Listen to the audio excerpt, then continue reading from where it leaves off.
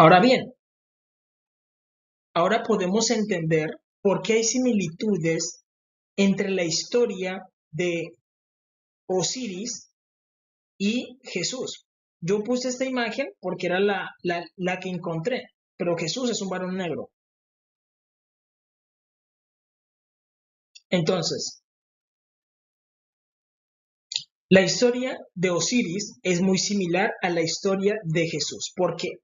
Porque ya les expliqué de que el Mesías debía haber nacido con los cananeos. Presten atención a esto.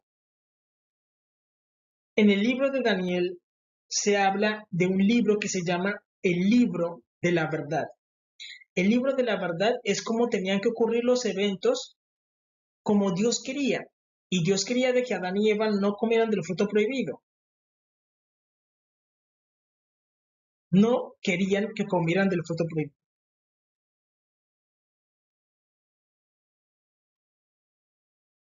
Si Adán y Eva no hubieran comido, la historia sería otra. Sería la siguiente. Jehová nuestro Dios crea a Adán y Eva. Y Adán y Eva tienen a Caín. Y Caín es perfecto. Caín nace sin pecado. ¿Por qué? Porque Adán y Eva no comieron del fruto prohibido. Caín nace siendo una buena persona.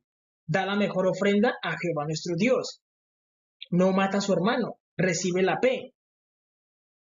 Y los cananeos habitan la tierra prometida. Su descendencia no pega contra Jehová nuestro Dios. Ahí donde decimos, ¿necesitamos a Israel? No. ¿Por qué? Porque los cananeos se portaron bien. Si no hay pecado, Dios no echa a Caín. Si no hay pecado, Dios no echa a los cananeos. El Mesías hubiera nacido con ellos bajo el nombre de Melquisedec. Y se hubiera cumplido la profecía que se le dio a los cananeos primeramente. Y por eso Osiris es una historia que apunta a Jesús. Que apunta a Jesús. Hasta el día de hoy, ¿cómo se llamaría la tierra prometida? Canaán, ¿verdad? Los que estarían ahí serían negros. Y ellos nos hablarían de Dios tal y como es Dios. Dios es negro. ¿Pero eso fue lo que ocurrió? No. La historia que nos cuenta la Biblia y lo que ocurrió realmente fue que Adán y Eva sí comieron. Y eso produjo que todo se moviera. ¿Por qué? Porque Adán y Eva comieron del fruto prohibido y vieron a Caín un niño rebelde. Caín es rebelde. Da la peor ofrenda y mata a su hermano. Recibe la P. ¿Por qué recibe la P? Porque es el primero, el primogénito. Recibe el derecho a estar en la tierra prometida. Sus descendientes son rebeldes. Jehová dice, yo no les voy a dar el privilegio de recibir el Mesías, sino que voy a empezar a probar a Abraham, Isaac y Jacob. Y la descendencia de Jacob recibirá el Mesías. Entonces lo que Dios hace es traer a Israel y cambia los pueblos. ¿Ven cómo todo se mueve? Y Jehová nuestro Dios envía el Mesías, lo envía a Israel, pero Israel no puede con esto. Y lo que hacen es rechazarlo y matarlo. Lo ocultan y presentan una imagen errónea acerca de Jesús, cuando ni siquiera la Biblia.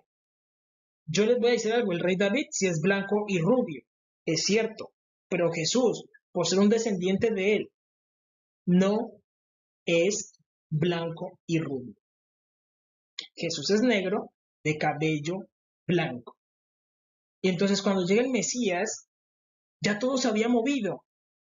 Canaán pasó a ser Israel. Y Dios cambió personas negras por personas blancas. Pero el Mesías no lo cambió. El Mesías seguía siendo el mismo. El mismo.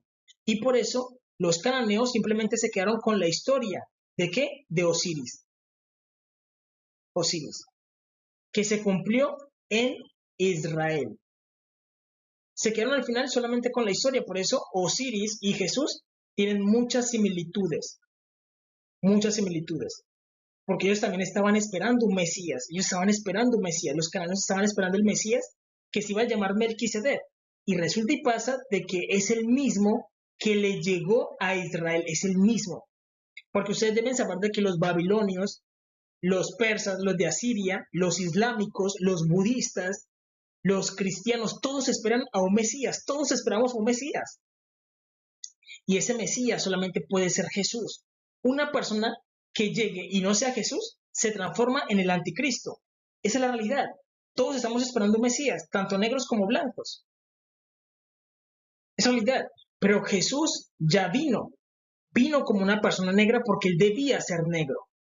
Se crucificó y le dio la oportunidad de que sus hermanos volvieran, que son los cananeos. Porque Jesús, al morir en la cruz del Calvario, le da la oportunidad a que los cananeos vuelvan. Yo tengo un video que es muy importante que se llama Los egipcios servirán a Jehová nuestro Dios. Y es que todo se vuelve a restaurar, todo vuelve al principio. Israel tiene que seguir siendo un personaje secundario. Es la realidad, ya no puede ser el personaje principal, porque el personaje principal es este. Es Caín, es Can. Jehová nuestro Dios, él es un Can, un soberano, y él está entre los de la descendencia de Caín, la descendencia de Can. Es realidad. Israel debe entender eso. ¿Para qué? Para que no haya un conflicto, para que las ideas no choquen y cuando venga, ¿por qué los cananeos se están levantando y ellos empiezan a mirarnos con miedo? Nosotros no les vamos a quitar nada de lo que Jehová nuestro Dios les dio, nada. Nosotros solamente queremos volver a la presencia de nuestro Padre.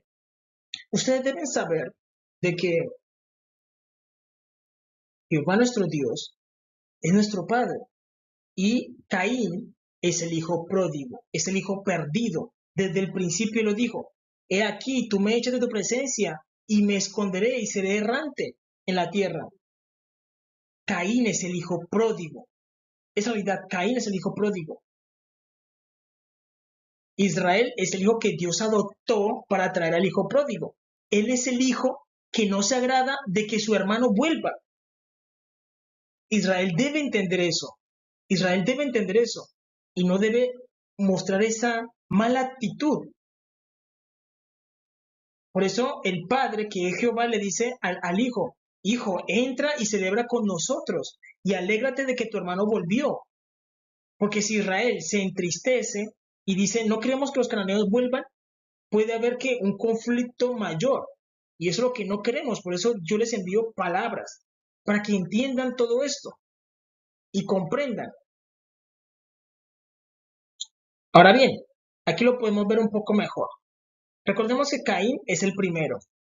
Dios es el uno. Los números son muy importantes entre los hebreos, entre los judíos. ¿Por qué? Porque Jehová nuestro Dios le enseña a sus hijos la ciencia que hay detrás de los números. Les enseña la ciencia que hay detrás de los números. Entonces Caín es el 1, Sem es el 3. Jehová nuestro Dios uno es, el primero. Y en él, en Caín, ya estaba el Mesías.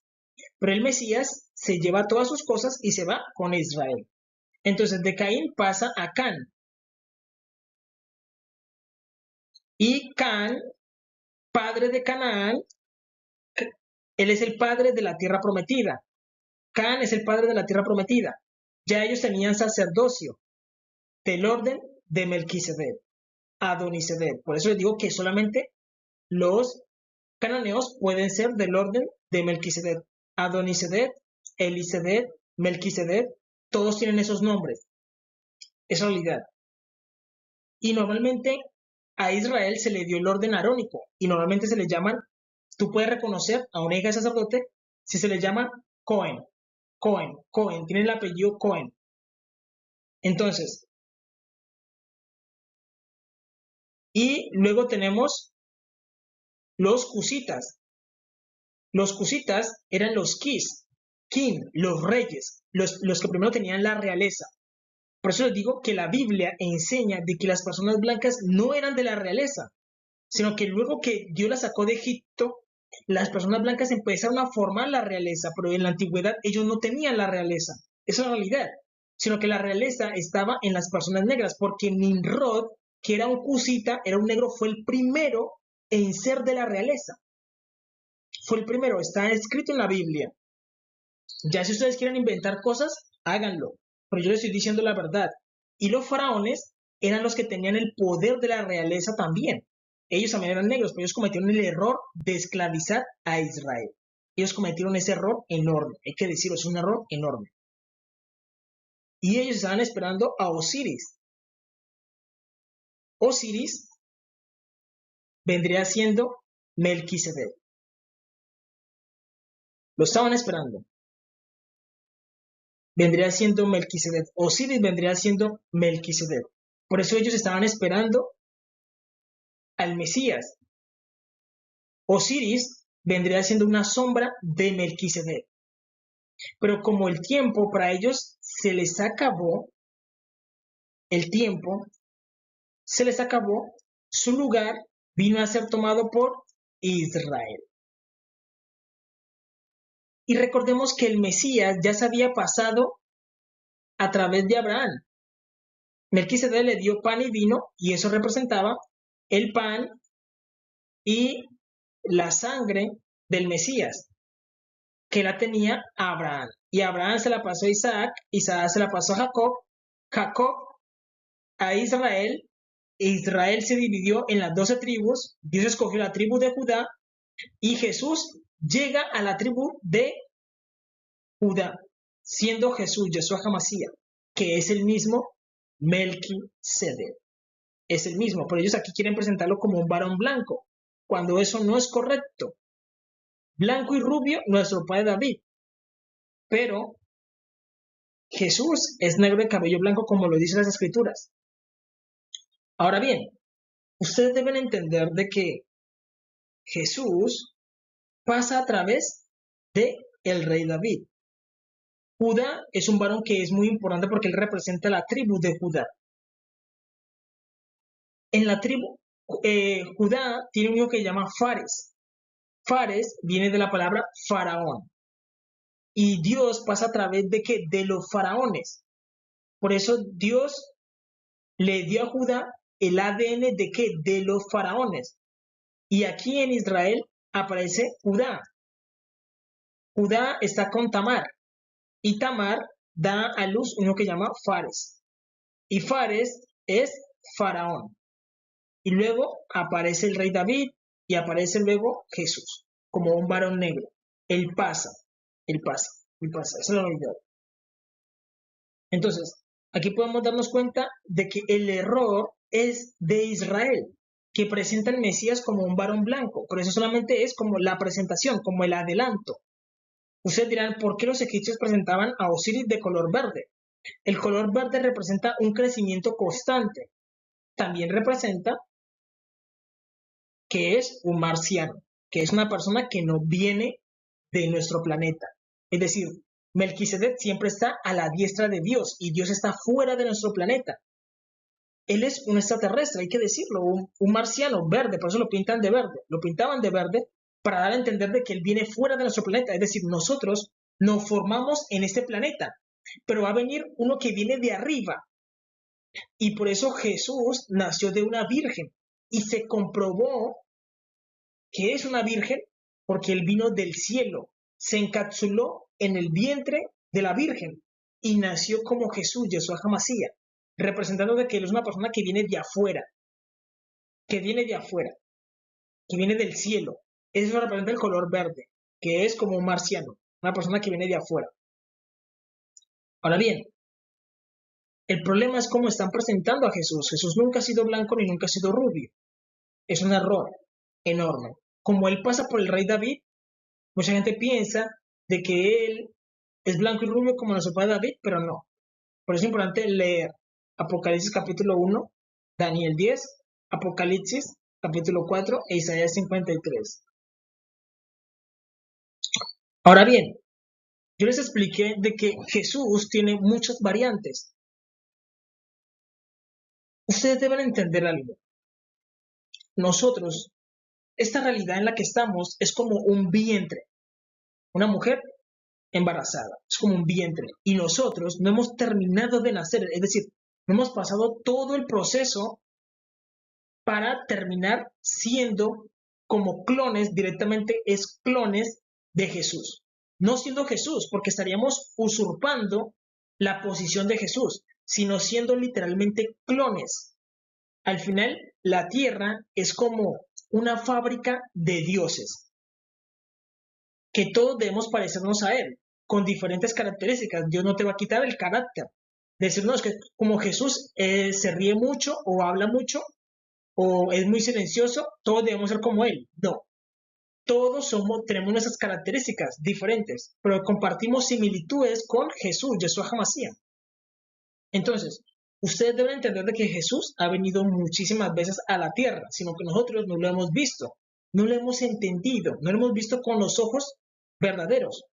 Y es que Jesús, el rey David, era una variante de Jesús. Y por eso se dice que el rey David, al entender un poco al rey David, estamos entendiendo el Mesías. ¿Por qué? Porque él era como un clon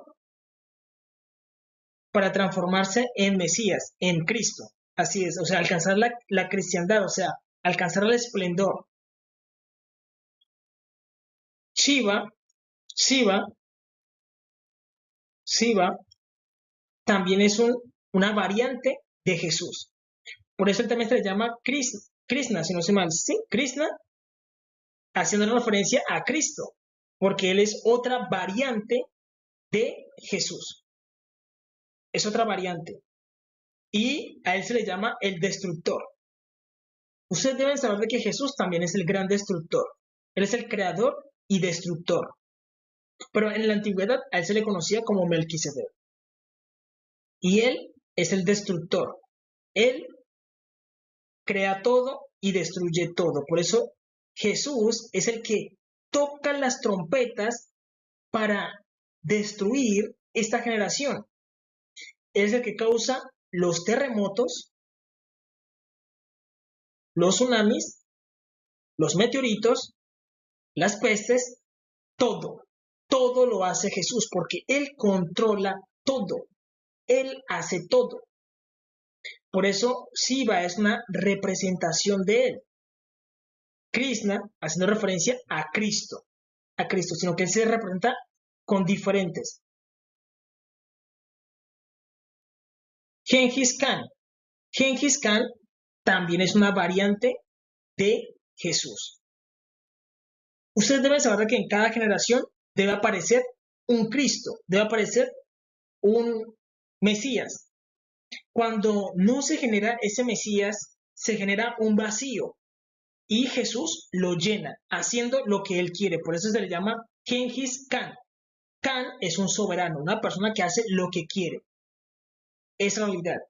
Y Jesús hace el papel de eso, porque Él mira esta realidad de nosotros como una obra de teatro. Ya lo vimos con Osiris, de que es una variante de Él. Es una variante de Él. Es una variante de Él, Osiris, donde los egipcios querían representar a una persona que venía a hacer ciertas cosas. Buda. Buda también es una representación de Jesús, Yeshua HaMashiach. Por eso ustedes deben entender la mentalidad de Jesús. La mentalidad de Jesús es que ninguna persona existe sin el consentimiento de Él. Ninguna persona puede nacer y crecer sin el consentimiento de Él. Él crea todo, Él controla todo. Y Él es cada persona y Él elige quién va a subir y quién va a bajar. Él lo elige, como dice la Escritura. Él quita y pone reyes. Jesús es el que hace todas las cosas, sino que Él lo que hace es meterse en la persona y tú no miras a Jesús, sino que miras a la persona. Entonces, para muchas personas es muy difícil mirar a Jesús en ciertas personas. Por eso tú debes activar la mirada de Jesús. Cuando tú miras a Jesús en ti, tú tienes la capacidad de mirar a Jesús en los demás. Por eso les digo que Jesús estaba dentro del rey David y él estaba cumpliendo lo que se debía cumplir en el momento. Lo mismo pasa con Genghis Khan. Y Jesús estaba dentro de él y él vino a hacer lo que se tenía que hacer. Shiva y Krishna son representaciones de Jesús y él vino a hacer lo que se tenía que hacer. Buda, dentro de Buda estaba Jesús y él vino a dar las enseñanzas que eran necesarias para dar en el momento. Osiris es una representación de Jesús. También Thor. Thor es una representación de Jesús. Por eso vemos de que Jesús camina en el agua y él también reprende a la tormenta. Le dice, tormenta, mira, necesito dormir. Silencio. Y todos dicen, venga, wow, ¿quién es este hombre que aún la tormenta le obedece? ¿Por qué? Porque Jesús es Thor. Él es una representación, es una variante. ¿Por qué? Porque nosotros no podemos limitar a Dios. Dios se presenta como uno, pero él tiene muchas variantes. Él se divide. Él se divide. Por eso Thor de tormentas, pero en la Biblia se le llama Boanerges. Jesús le dijo, ustedes serán un Boanerges, que es un hijo del trueno, un hijo de la ira. En el tiempo antiguo se le llamaban como Thor. Ahora se le llama Boanerges. Un Boanerges es un hijo del trueno, un hijo de la ira, y eso lo hace Jesús. Luego, también Zeus y Prometeo. En la mitología, los mitos son alegorías con las que se quiere explicar algo. Y en el tiempo antiguo se hablaba de que Zeus controlaba el rayo. Y eso solamente lo hace Jesús. Jesús. Y Prometeo. Y se supone que ellos crearon a Adán. Y se supone que ellos dos son uno. ¿Por qué? Zeus controla el rayo. Ustedes deben saber que los ojos de Jesús emanan como fuego, como rayo. Y Prometeo significa el prometido del Génesis.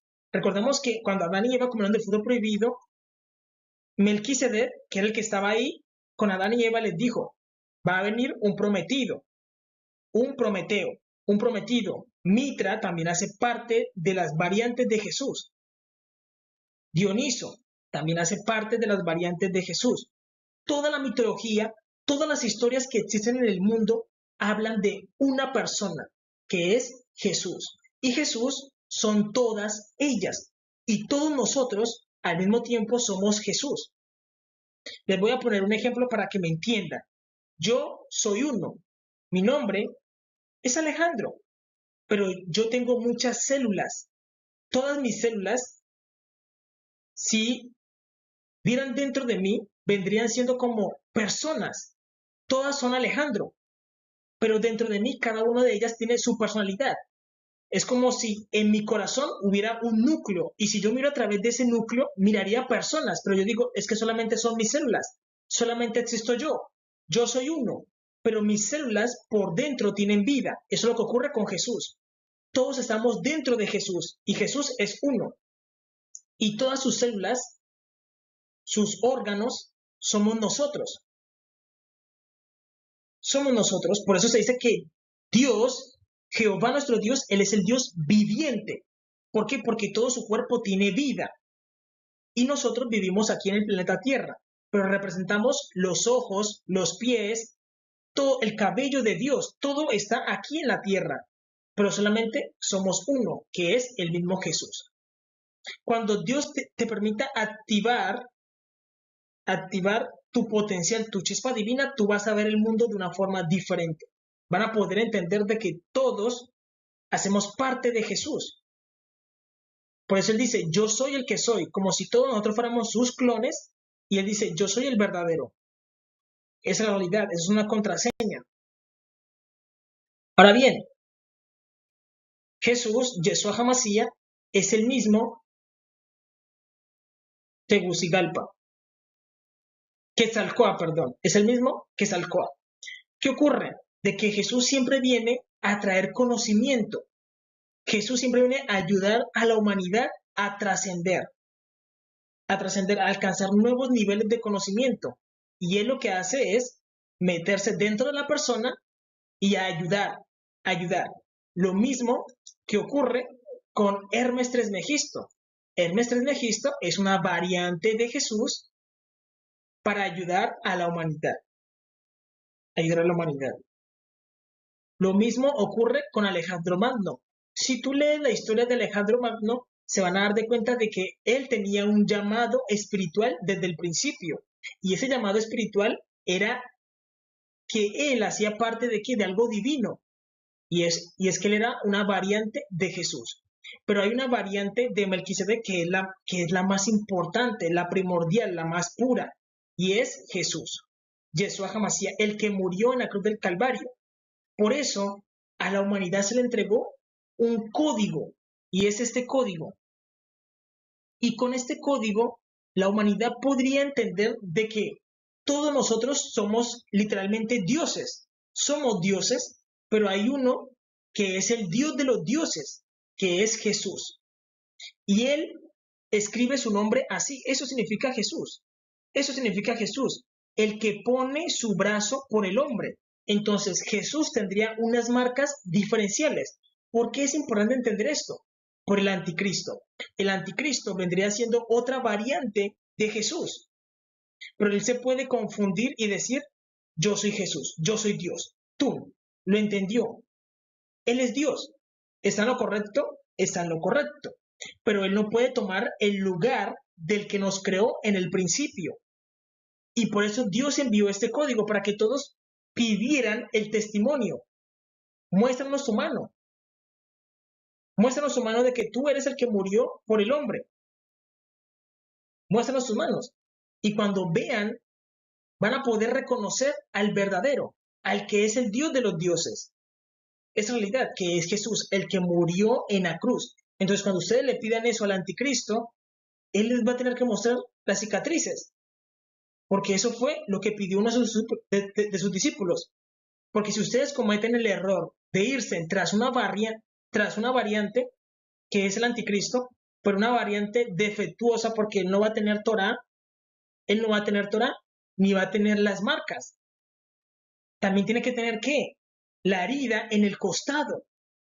La herida en el costado de la lanza que entró en su costado. Las manos. Y eso se lo va a mostrar ¿quién? Melquisedec. Melquisedec les va a decir, miren, aquí están las marcas. Les va a mostrar el costado. Les va a poder contar toda la historia de la humanidad y les va a decir, miren, sí, yo puedo tomar el control de cualquier vida y hacerla trabajar. Y yo soy dentro de esa persona. ¿Por qué? Porque todas las vidas son de Jesús. A él le pertenece todo lo que existe. Y él hace lo que él quiere. Esa es la realidad. Jesús hace lo que él quiere. Esa es la realidad. ¿Por qué? Porque él es un soberano. Esa es la realidad. Y él controla todo. Y él hace todo. Para los masones y los Illuminatis es más fácil entender ese concepto porque ellos han vivido con esos códigos. El problema es que ellos no se lo enseñan a la multitud, cuando el deber de un masón, de un Illuminati, de un Rosacruz, de uno de la Orden Dorada, todos deben enseñarle esto a la multitud. ¿Por qué? ¿Por qué ocultan todo? ¿Por qué ellos se ocultan? Porque ellos son como Adán. Adán se ocultó cuando comió el fruto prohibido. Ellos están comiendo el fruto prohibido y se esconden con este conocimiento. Y la idea es que no se escondan, sino que se lo enseñen a la multitud. Esa es la realidad. Y los masones y los Illuminati saben de que nosotros nos volvemos como variantes de Jesús. Y que guardamos o conocemos cosas secretas que solamente le pertenecen a Jesús. Y se las revelamos a quien Él desee. Esa es la realidad. Al final, nosotros, si analizamos toda la vida de Alejandro Magno cumplió una profecía, algo que se debía cumplir. ¿Y quién lo hizo? Jesús, que estaba dentro de él. Ahora bien, ustedes deben saber de que Jesús no va a controlar tu vida. Él no va a tomar el control de tu vida y a obligarte a hacer lo que tú no quieres. No. Si tú quieres entregarle tu vida, tú le dices, Jesús, yo te entrego mi vida, Él te empieza a entregar un conocimiento oculto y tú te vas a volver diferente. Es como si se te activara todo el cuerpo y tú pensarás diferente. Es realidad. Y tú te vuelves una variante de Jesús. Y Jesús empieza a trabajar dentro de ti, te empieza a decir, mira, haz esto, haz esto, haz esto, haz esto. Eso te beneficia, eso no te beneficia. Haz esto. ¿Por qué? Porque Él creó al hombre. Y Él entiende de que el cuerpo humano es una máquina. Es una máquina.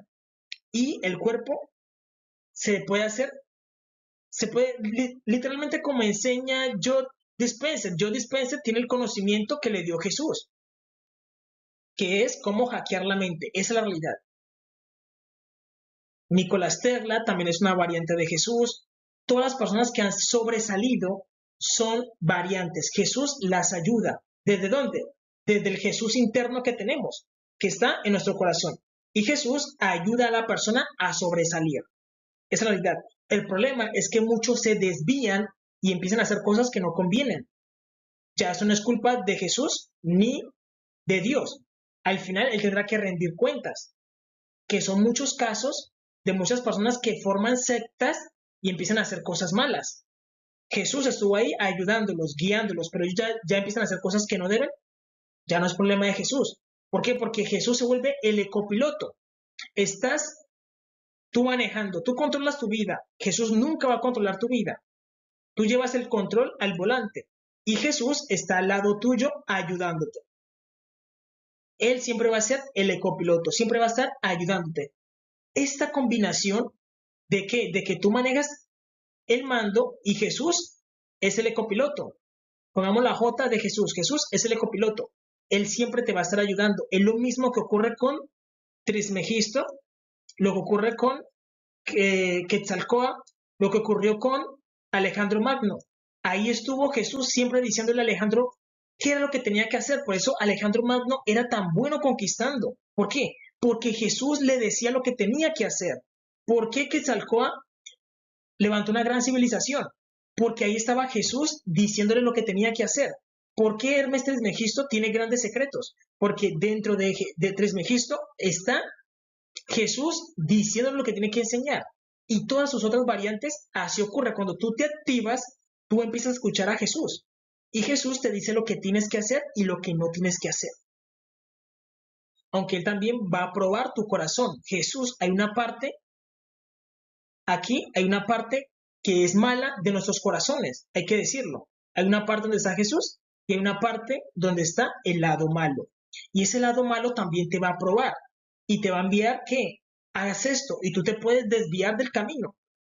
Si tú te desvías, Jesús se aparta de tu lado y ahí empiezan las consecuencias, la persona empieza a decaer. Por eso vemos que Alejandro Magno, al final él murió y pues su biblioteca, todo el conocimiento que había reunido, tocó quemarlo.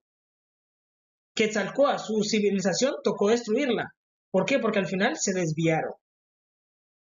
Nosotros lo vemos así. No eran tan puros de corazón. Y se necesita ser muy puros. Esa es la realidad. Ahora, ¿qué ocurre con el Jesús que nació? El Jesús que nació es el verdadero, es el auténtico. El que descendió del cielo, él es el yo soy, que es este. Y él no va a poder presentar las marcas y decir, venga, miren, yo soy el verdadero. Les va a mostrar las marcas, les va a mostrar el costado y les va a poder contar muchísimas historias que ustedes van a decir, realmente este es Jesús. Y él viene pronto, pero primero se va a manifestar el anticristo. Esa realidad. Y por eso él envía esa información para que ustedes aprendan a diferenciar y a entender esos asuntos. Esa realidad.